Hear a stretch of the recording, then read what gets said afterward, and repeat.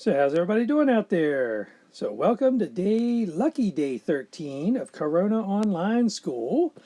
And so we're moving on to our second unit. So first I just wanted to start off by saying what an awesome job I think you guys did on the quiz. It was outstanding. I mean, some of the answers I got were just unbelievable. So I was really proud of how hard you guys worked and how much effort that you put into it. So I was very excited. So you should be very proud of yourselves and pat yourselves on the back for that. And so if you haven't started looking at the project yet, make sure you start getting a look at it. So even though the due date's far out, remember there's sections of it that you can start working on now, and there's other sections that have check-ins. So you want to make sure you're meeting these check-in deadlines, so that way I know for certain that you're working on it and stuff like that. And so again, I don't want to see a rushed project. I want to see something that you put a lot of effort into and a lot of thought into. So the sooner we start working on it, the more that we can guarantee that it looks really, really good. So again, if you've got questions about the project or anything like that, don't hesitate to ask. I'm here to help. So otherwise, let's move into chapter 6, which we're actually going to start and finish today, since chapter 6 is a whopping one section big. And so this is actually called a normal distribution section.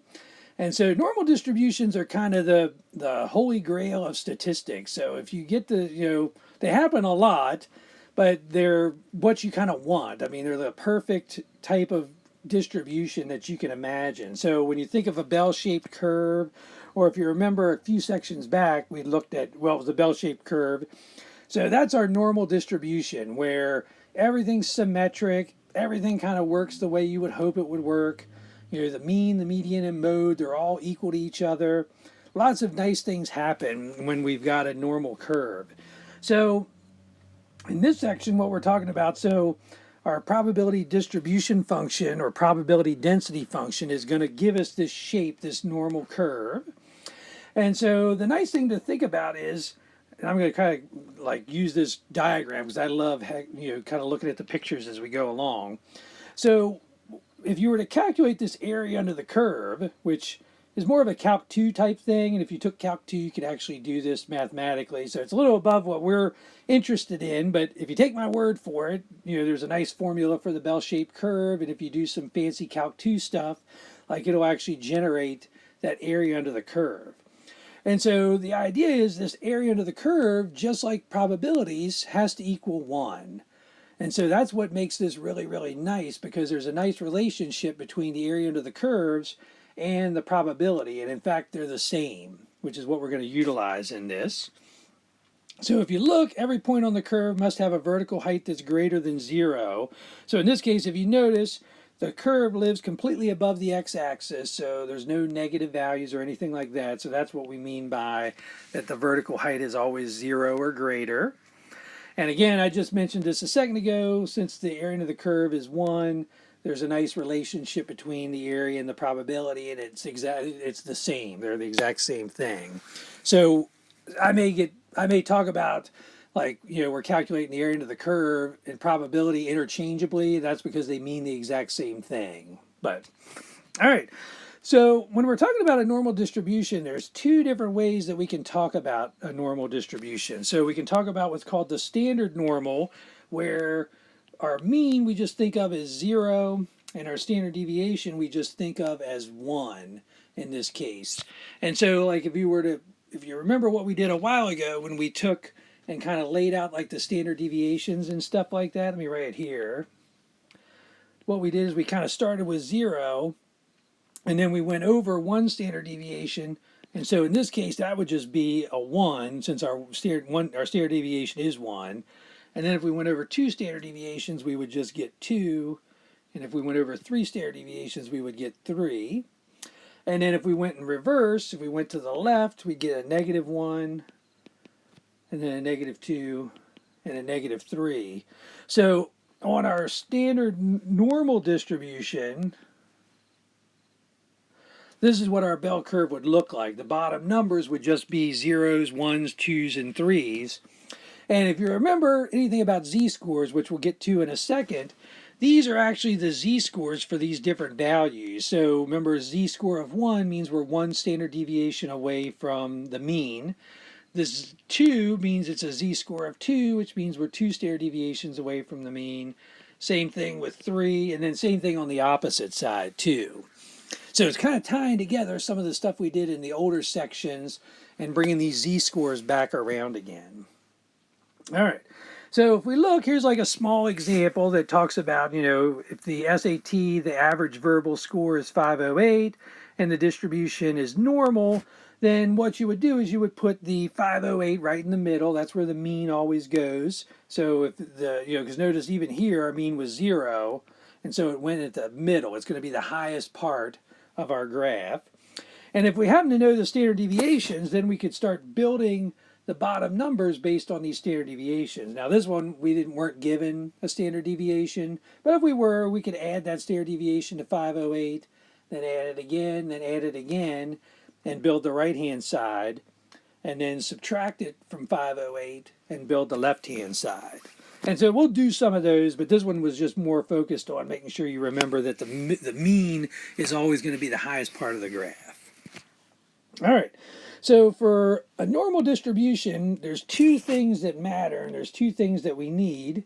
So we need to know the center, the mean, and we need to know the spread, the standard deviation. As long as we know that, we can actually build every single normal curve. Like every normal curve is going to look based around those kind of numbers. And if you remember, we'd also introduced that empirical rule, or sometimes it was called the 68, 95, 99.7 rule, because what it does is it gives us a way to talk about the data. And so if you remember, 68% of the data lives within 1 standard deviation of the mean. So what that means is 1 standard deviation to the left, 1 standard deviation to the right. So this area that's shaded in blue means that 68% of all the data, or all the probabilities, live in that area. So that's another way to think about it. So you've got a 68% chance of falling within 1 standard deviation of the mean. And so if we go out to count the blue and the yellow together, then that's 2 standard deviations away from the mean. And so 95% of the data lives between those 2 values. So again, there's a 95% chance that we're going to fall within 2 standard deviations of the mean. So that's pretty good. I mean, that's practically everything.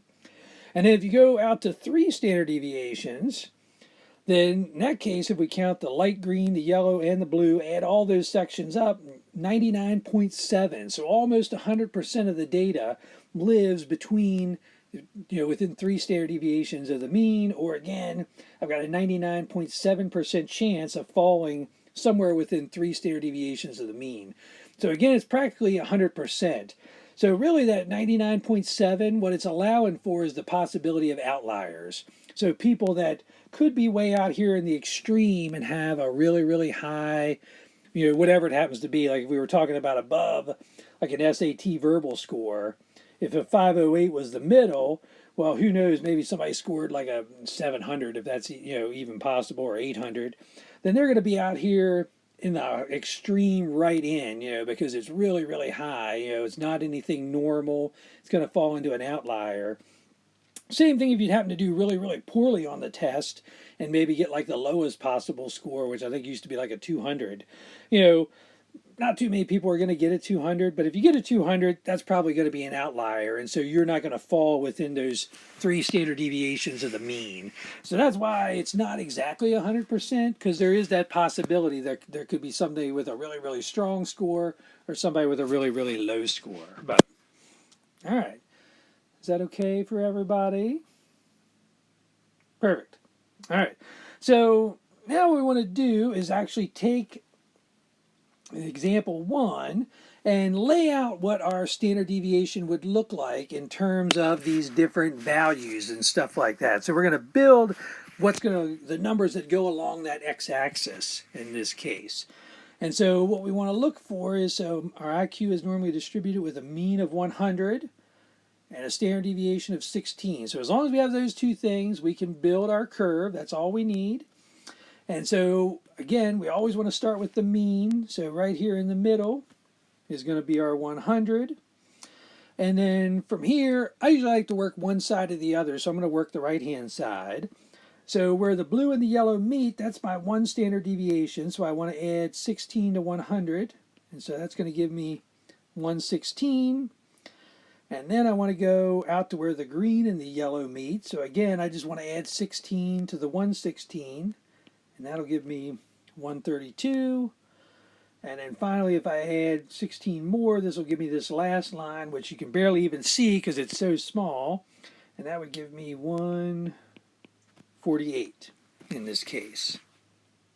All right, so now we want to do the opposite thing on the other side. Instead of add, we want to subtract each time. So 100 minus 16 is going to give us 84. Then 84 minus 16 would give us, 68. And then 16 minus 60, or 68 minus 16 would give us 52 in this case. And so if we were to talk about the range of values, then we could say that 68% of the data lives between 84 and 116. 95% of the data lives between 68 and 132. And finally, 99.7, or practically everything, is going to live between 52 and 148. And so again, there's bound to be outliers. There could be people that have an IQ that's bigger than 148. And there could be people that have an IQ that's lower than 52. So again, that's why we want to make sure there's a little bit of wiggle room. It's not exactly 100%. So to open up that possibility that there could be outliers. All right. Is that okay with everybody? Perfect.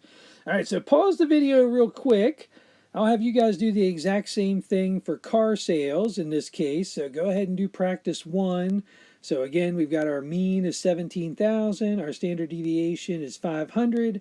And then use that to lay out the chart. And then they do ask you a little question. So try to answer that question, again, thinking in terms of our 68, 95, and 99.7. And if you need help with it or you get stuck, just let me know. And then when you're done, come on back and we're going to talk about z-scores.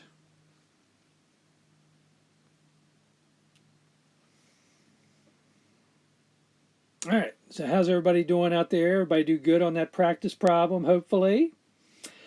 And so, again, what I mentioned in this first line is that the empirical rule is great if everything falls on a nice standard deviation, 1, 2, or 3. And so if we go back to this original problem up here, then, that value 116, if you remember, gave us a z-score of 1. 132 was a z-score of 2 because it's 2 standard deviations away from the mean. And then 148 gave us a z-score of 3. And so again, empirical rule works perfect if you happen to have an IQ that lands on one of those. But what if you have an IQ of 120, say, for example?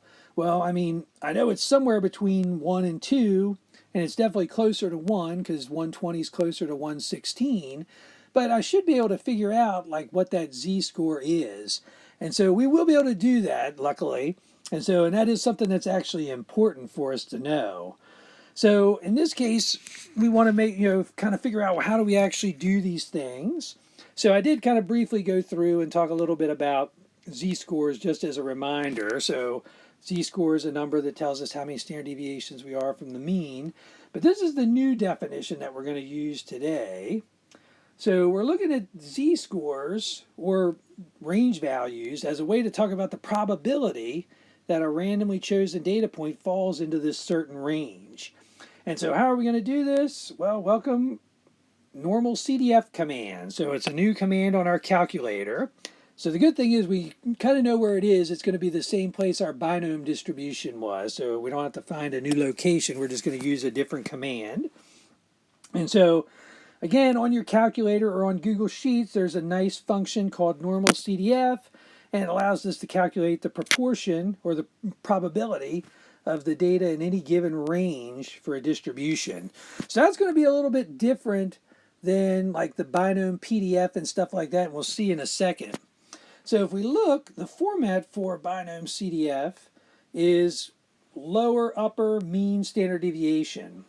So where the lower represents like the lower bound of our probability.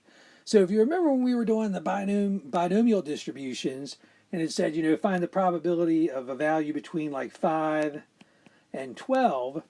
Well, that was kind of a tricky problem because we had to use two different binomial CDFs and actually subtract our answers to get the middle. Well, in this case, this should be normal CDF, not binomial CDF, sorry. For normal CDF, it's actually set up so that it wants you to do a range of values. So where it's a little bit tricky, and I'll show you how you get around that, is what if you want to do a strictly less than, or you want to do a strictly greater than?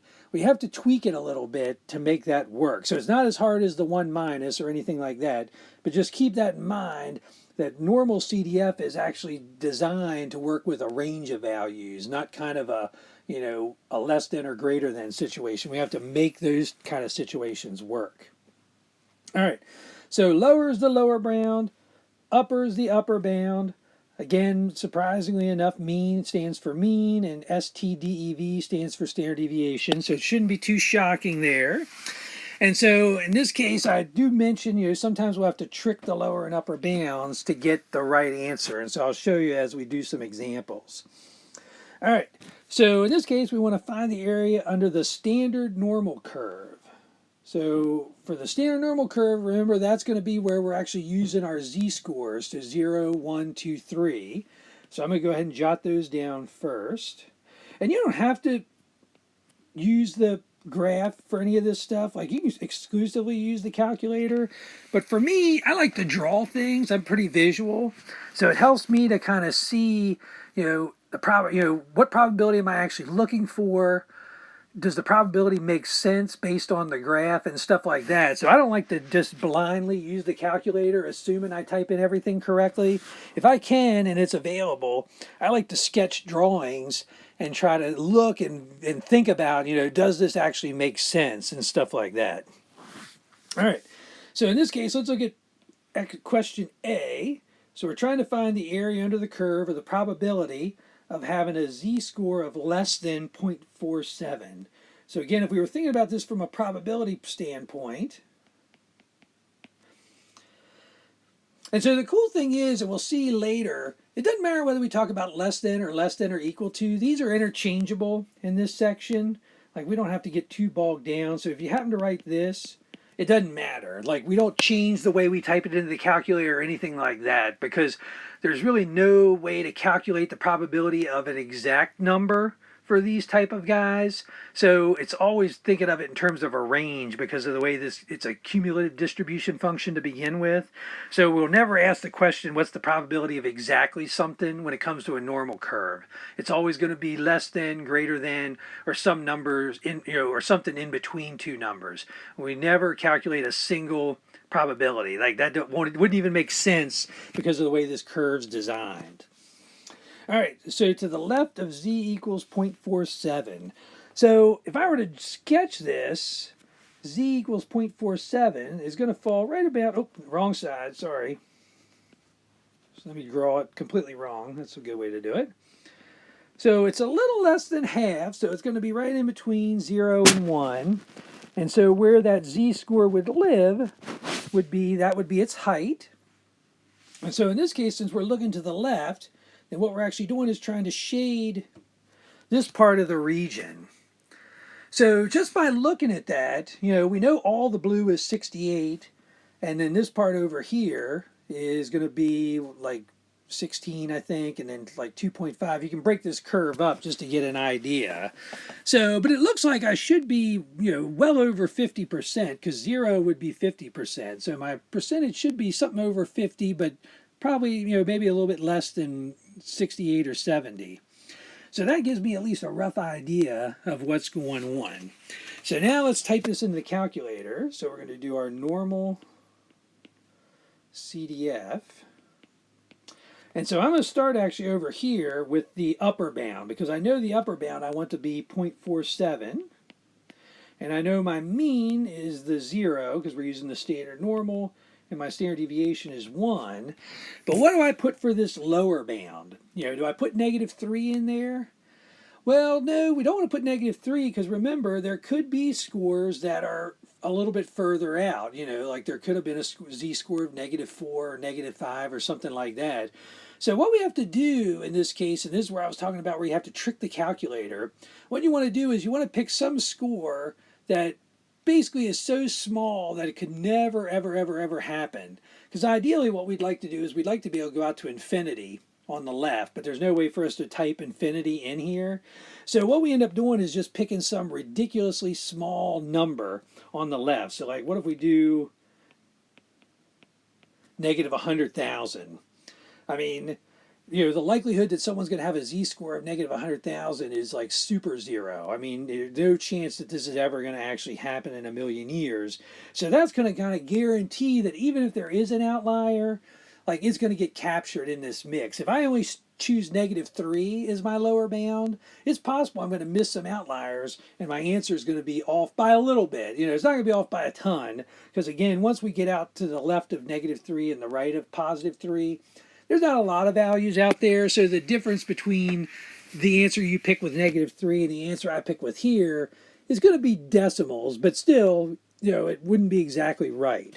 So just make sure if you're, not bound on the left and right by an actual number, pick something ridiculously big, -100,000, +100,000, -1,000,000, +1,000,000, whatever it is, something just humongous that can never happen.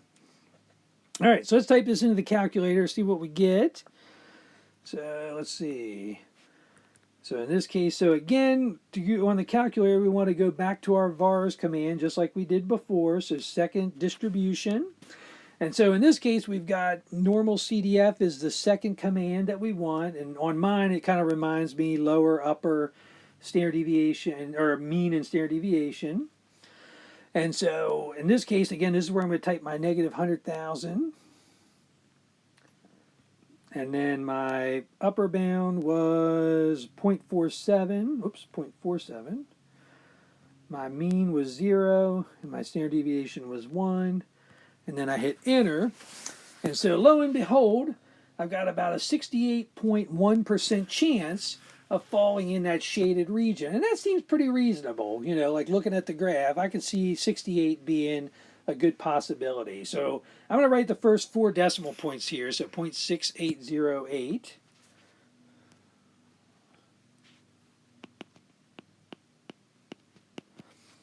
Oops.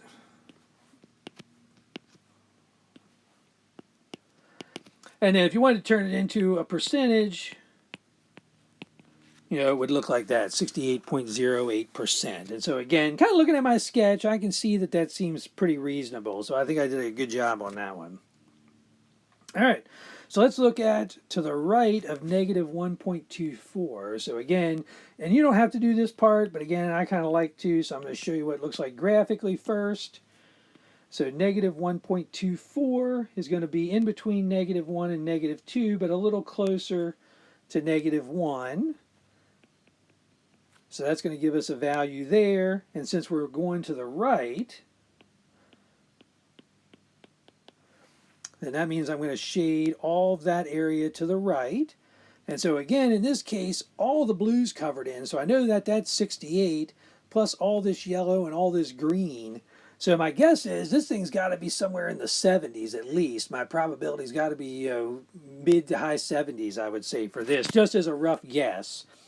So again, if we want to do this on the calculator, so we would do our normal CDF.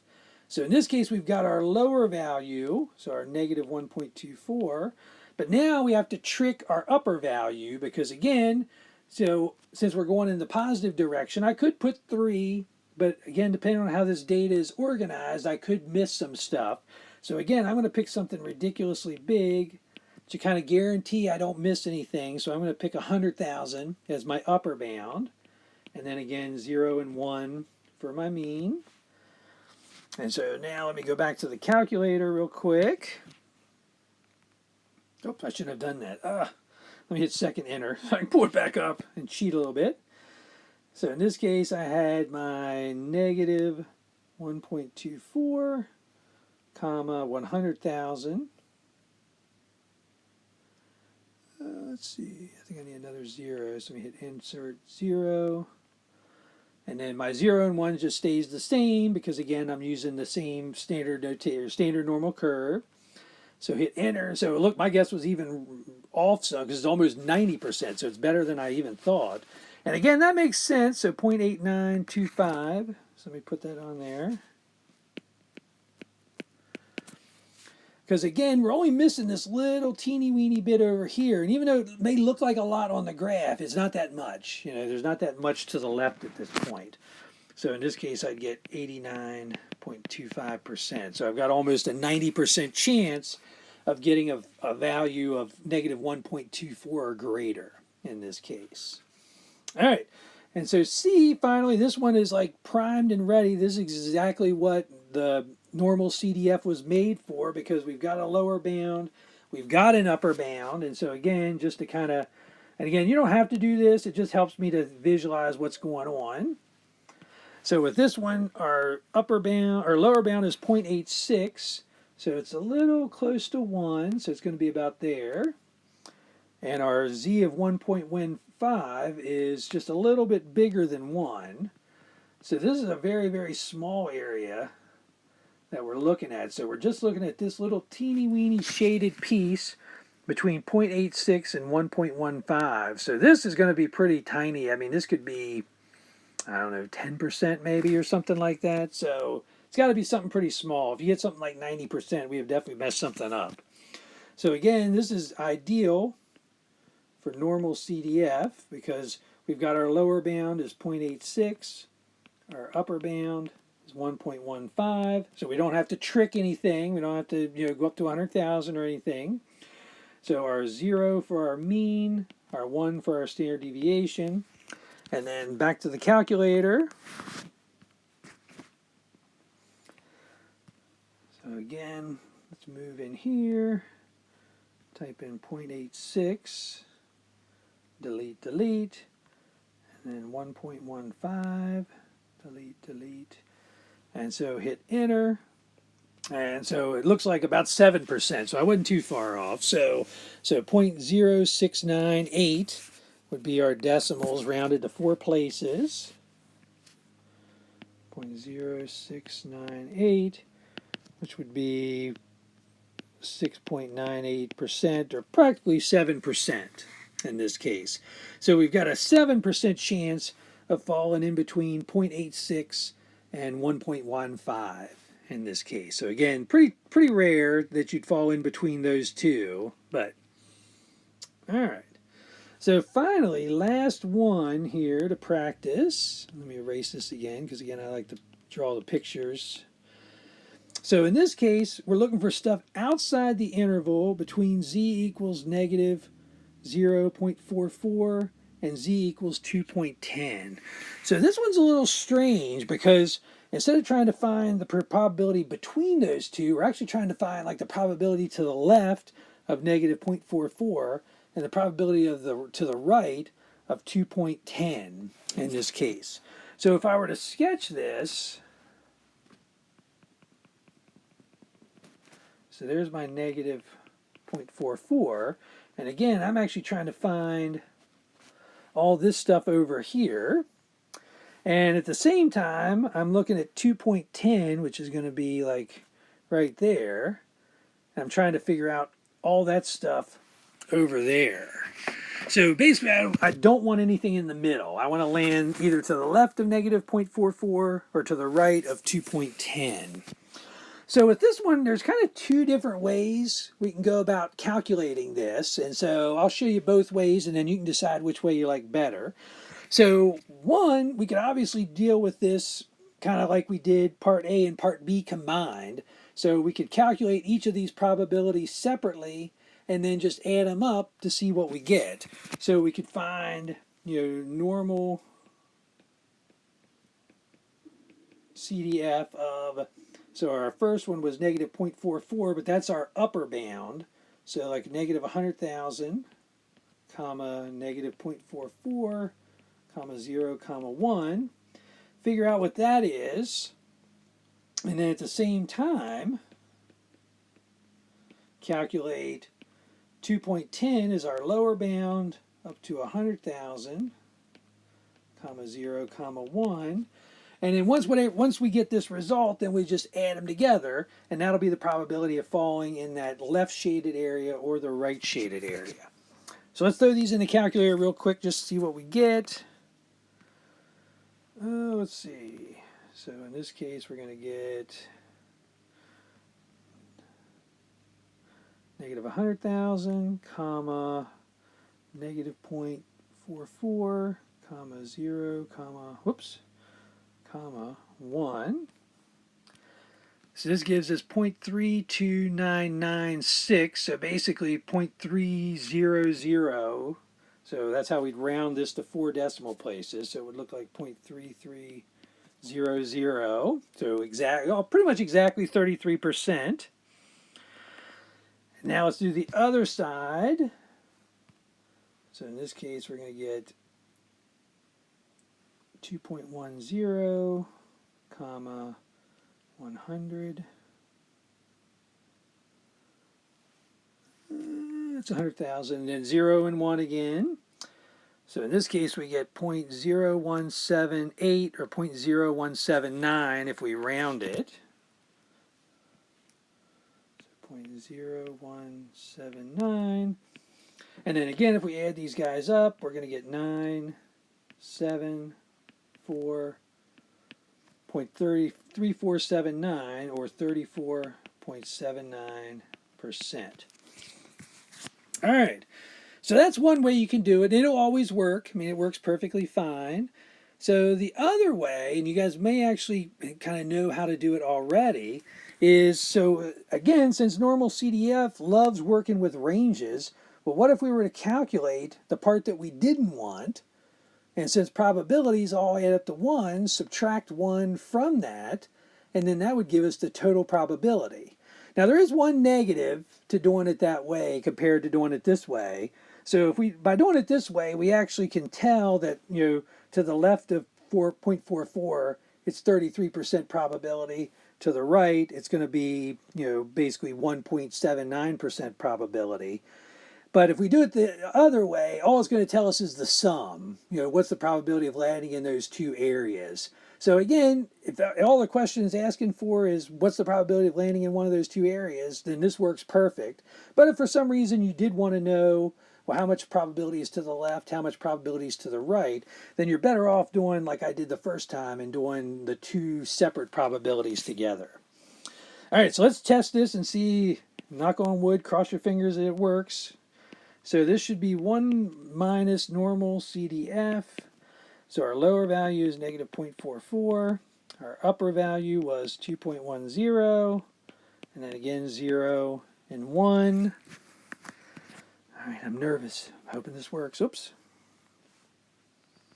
So 1 minus second vars normal CDF.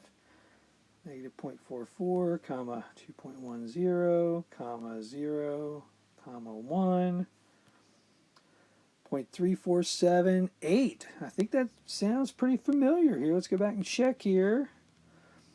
0.347. So off a little bit because we rounded some, but if you ignore the rounding part, it's pretty much exactly the same thing. So it looks like we did a pretty good job. Maybe we shouldn't have rounded so early or something like that. But either way, that's minuscule. I mean, that basically means we did it right. So we did a good job. So, all right. So everybody feel pretty confident about how to use normal CDF, how to look at the curve, kind of sketch what the drawing looks like and stuff. So if that's the case, then... Oh, I forgot, I wanted to do example 3 first. So I wanted to do one that involves not a standard normal curve. So this one's just a regular old normal curve because we can see that we have a mean that's not 0 and a standard deviation that's not 1 in this case. So with this one, what we'd have to do first is we'd have to actually lay out our curve for the x-axis first. So again, start with the middle, which would be our 20, and then add 4 from there. So we get 24, 28, 32 is our 3 standard deviations away. And now do the same on the opposite, but subtract. So 16, 12, and 8. And so in this case, what population or what proportion of the population is less than 18? And so again, I like to visualize kind of what's going on. So 16 or 18 lives right in between 16 and 20. And since we want less than, then that means we're going to shade all this stuff to the left-hand side. And so again, since this one doesn't have a lower bound, we're going to have to trick the lower bound. So we're going to have to do normal CDF, negative 100,000, comma, what did I have there? 18. And now my new mean, which is 20, and my standard deviation, which is 4. All right, so again, let's go back to the calculator. So second bars, normal CDF, negative 100,000. 18 was our upper bound.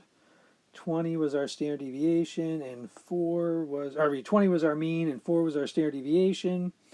So it looks like 0.3085. 0.3085 or 30.85% in this case. And so again, looking at the picture, that seems pretty reasonable because we're a little bit in the 68 section, but not a whole lot. So it seems fairly reasonable that we'd get that percentage as our answer. All right. So finally, B here. So what's the probability that we get a number greater than 25? So again, from a picture perspective, that's going to be about 25. So again, we're looking for anything above 25. So we're going to shade in the part to the right. So 25 is our lower bound. So again, pick some ridiculously high upper bound. So we'll go with 100,000. Our mean still stays 20. Our standard deviation is 4. And so again, back to the calculator here.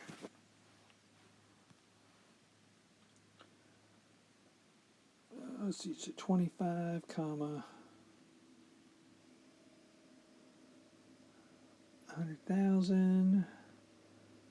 And then the 20 and 4 stay the same, so hit enter. So 0.1056 in this case. So we almost would round it, but not quite. So 0.1056 or about 10.56%. So again, looking at the graph, that seems pretty reasonable. Like we're not in the blue at all. We're only in the yellow and the green part on the right-hand side. So that seems like a pretty reasonable answer to get. All right. So this is what I had mentioned earlier in the yellow, that basically, like, we can use the less than or equal to or less than interchangeably because this is a continuous random variable. We're not going to talk about an individual probability or anything like that. So we're only going to talk about probabilities. So we don't have to worry about, do I include the number? Do I not include the number? You always include the number for these. You don't have to worry about not including the number like we did for the binomial stuff. All right. So in this case, let's take a look. You guys work on practice 2.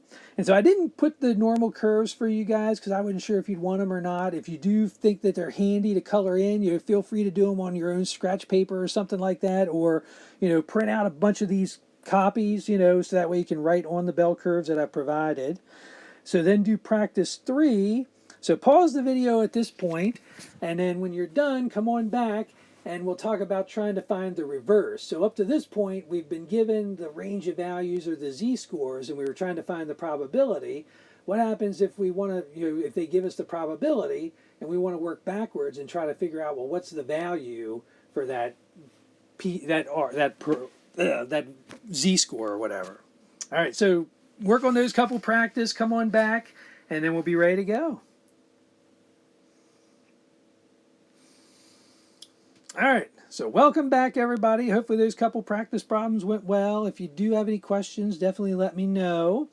So the magic command that's going to help us to work backwards is actually what's called the inverse normal.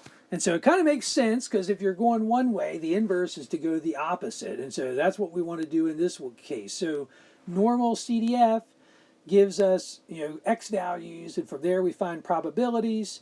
Inverse norm, we're going to be given a probability, and we're going to find the x value that goes along with it. So now the way this works is if we look at our command here, our inverse norm starts off with the proportion or the probability that we're looking for, the mean and the standard deviation. Now the thing to be careful of here, this is kind of working similar to the binom PDF. So when we're talking about the proportion, so it's actually going to be going from 0 up to whatever that proportion is.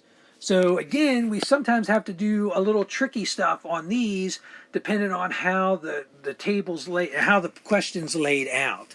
So if they ask us, what's the probability of being, less than 50%, then this works perfectly because that gives us, then we can type in 0.50 and everything works out perfect. But what if they want to know like the top 10% or something like that? Then we have to tweak it because if we typed in 10, it's actually going to count just up from 0 to 10. It's going to count the wrong part of the graph. So kind of keep that in mind. All right, so again, we've got an IQ with scores of 100 and a standard deviation of 15. Find the IQ for a person in the lower 60% of all IQs. So again, not that you have to draw this out, but I'm going to do a little sketch here just to kind of give you an idea of what's going on. So there's our 100, 115, 130, 145, let's see, 85, 70, and 55. So in this case, what we're looking for is the lower 60%. So I know 100 divides this, so 50% is on the left, 50% is on the right. So I don't know exactly where it is, but I know somewhere to the right of 100, if I were to calculate all this area under the curve, it's going to be approximately 60%. And so our goal is, we're trying to figure out, well, what IQ gives us that score of 60% or lower. So when we type this into our calculator, the 0.6 is going to be our proportion, so we always want to change it to a decimal. And then our mean is going to be, of course, the 100. Our standard deviation is going to be 15. So again, we're going to do inverse norm, 0.60, 100, and 15. And so again, looking at my graph, it looks like it should be like in the 105 maybe area, something like that. So we'll see if my guess is anywhere close. So let me go back to the calculator. So again, if I hit second bars, the number 3 command on our list is our inverse norm. So that's the one we want. And so we want to put our area in first, or our probability. So that's going to be the 0.6. Our mean was 100, and our standard deviation was 15. So if I hit enter, look at that, not too bad of a guess. So 103.8 would be our IQ that broke basically the lower 60% from the upper 40%. So what we're finding here is actually percentiles also. If you think about it, when we were doing percentiles in chapter 1, I think, like that's what this is. This is just another way to do percentiles. So this is the 60%. Not only is it a probability, but it's breaking the lower 60% of IQs from the 40 upper percent of IQs. So let's put down the 103.8 here before I forget. All right, so let's look at B here. So for B, find the IQ for a person in the top 10% of all IQs. So in this case, this is where I want to be careful, because if I just type in 0.10, 100, 15, then what it's actually going to do is it's going to calculate down in this area. It's going to calculate that first 10%. It's actually going to give me the lower value, which isn't what I want. I want this part up in here. I want this 10% that's at the high end of the IQ. I want to know, like, what's the highest 10% of IQs. So this is kind of similar to what we had to do with the binom CDF. So since this only calculates probabilities on the way up, since I'm interested in the upper 10th percent, then that means I need to calculate the bottom 90th percentile in this case. Or if I just do 1 minus 0.1, that would give me my 0.9. So that's the only really trick to inverse norm, is if they give you one that's a greater than, then instead of, you don't have to do 1 minus inverse norm, thank goodness, but we do want to do 1 minus the given probability so we can make sure we calculate the lower probability. So instead of calculating the upper 10%, because the calculator won't do that, what I'm going to do is actually calculate the lower 90%, and then that value's still the same, because notice at the 10% and the 90, that's where it splits. So it's still the same value that I'm looking for. It's just I have to get it the way the calculator wants me to use it in this case.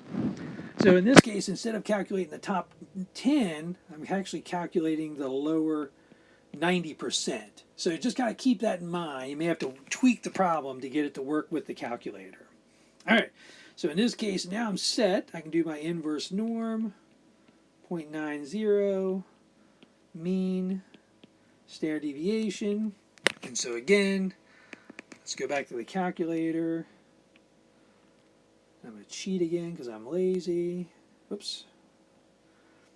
And replace the 6 with a 9. And so in this case, I can see that it looks like 119.22. So an IQ of 119 is going to be the dividing point between the upper 10% of IQ and the lower 90% of IQs in this case. So 119 point, oh, now I forget what it was, 22.